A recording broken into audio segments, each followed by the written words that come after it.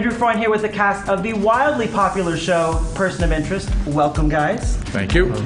First question for you guys is, being here at Comic-Con, what has been your experience like? I saw really big women in dog costumes in the bathroom. That's been the most interesting thing that's happened to me so far. Okay, that's exciting. And you're not having fun until you see a woman in a dog outfit, all right?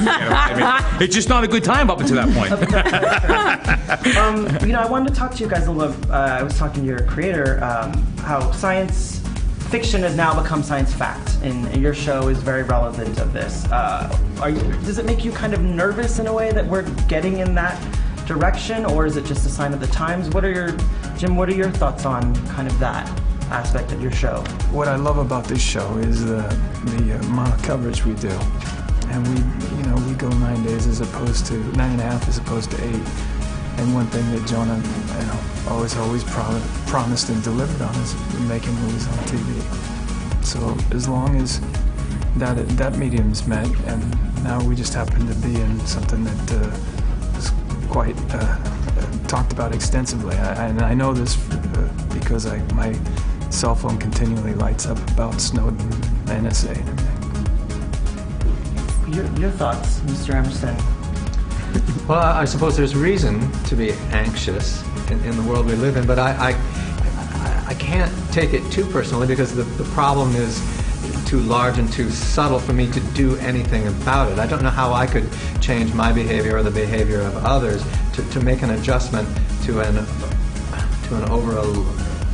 over electronic or an over-watched or monitored world. So I guess it's one more thing that makes you a little passive, and you hope that it does not come around and bite you on the rear end someday. Let's talk about how the season wrapped up, and also I want to talk about how you two are some pretty badass ladies. I'm mildly scared of both of you right now. All right, as I am. Tell me a little about kind of you two, how the season is wrapped up. In respect to Shaw, after she definitely had a vendetta for Root, and once she saw Root, I thought she was going to kill her based on what I said last time about you, and then she, after we rescued Finch and I got Root. Shaw just kind of disappeared, and I think, the thing with her, she's kind of a man without a country right now, and her own government has turned against her, and she's a character who is very mysterious, and she's very subtle, and she lives quite comfortably on the outside of things, and even this year, as she's kind of become a helping hand to Reese and Finch, there's still an element, well, there's a large element actually, that there's still a lot of mistrust.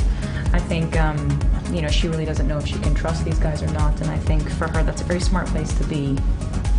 Where do you hope to see the Root-Finch relationship go? I was going to repeat myself. I was just saying, I hope that I get to have lots of more scenes with Michael, and I feel like there was this real betrayal, and it sort of explained how much Root actually has grown to feel for Harold, and the fact that she was so hurt by the fact that he would do this to the machine, and it really felt like a personal thing to me in those scenes, which is, mostly because he's such a great actor. But I hope that that's the great thing about the show, is that you get to do scenes with all these people, and any chance that I have to torture any one of them again will be good. Well, is he a good guy doing bad things, or is he a bad guy doing good things? That's up to the viewership. You just try to play it as truthful as possible, and Fusco's one of those characters that has a sense of duality.